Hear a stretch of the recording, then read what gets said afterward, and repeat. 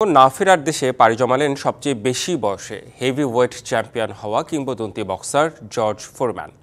৭৬ বছর বয়সে হিউস্টনে নিজ বাড়িতে মারা যান তিনি। ১৯৭৪ সালে রাম্বল ইন দ্য জাঙ্গল খ্যাত ঐতিহাসিক বাউটে এই ফোরম্যানকে হারিয়েই হেভিওয়েট চ্যাম্পিয়ন হয়েছিলেন মোহাম্মদ আলী। মোহাম্মদ আলী মারা যাওয়ার ৯ বছর পর চলে গেলেন ফোরম্যানও।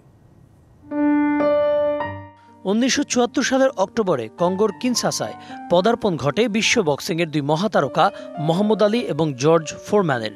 সেখানে এই দুই বক্সার মুখোমুখি হয়েছিলেন রাম্বল ইন দ্য জঙ্গল খ্যাত হেভিওয়েট বাউটে, যা বিংশ শতাব্দীর অন্যতম আলোচিত ইভেন্টের খেতাব পায়।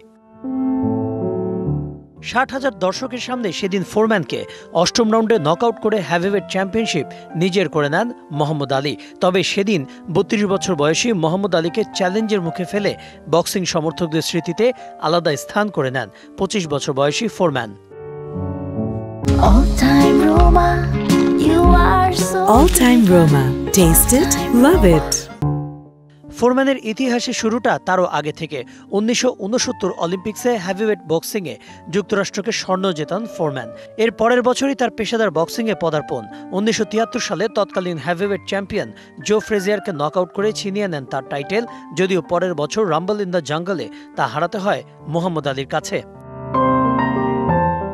এরপর জো ফ্রেজিয়ার এবং রন লাইলকে আলাদা বাউটে হারালেও মাত্র ২৮ বছর বয়সে হঠাৎ অবসর ঘোষণা করেন ফোরম্যান। নিজ শহরে টেক্সাসে ধর্মযাজক হিসেবে শুরু করেন নতুন জীবন। ফোরম্যান আবার রিংয়ে ফেরেন ১০ বছর পর, যখন তার বয়স ৩৮। এরপর ১৯৯৪ সালে ৪৫ বছর বয়সে মাইকেল মুরারকে হারিয়ে হেভিওয়েট টাইটেল জেতেন ফোরম্যান, যা সবচেয়ে বেশি বয়সে হেভিওয়েট চ্যাম্পিয়নশিপ জেতার রেকর্ড। এই রেকর্ড ২০ বছর টিকে ছিল।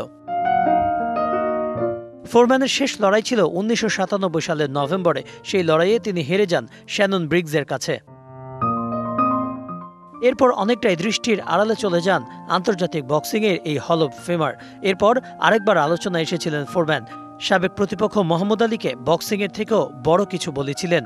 ২০১৬ সালে মোহাম্মদ আলীর মৃত্যুর ৯ বছর পর না ফেরার দেশে চলে গেলেন ফোরম্যানও। Kanak Mahmud, DBC news desk.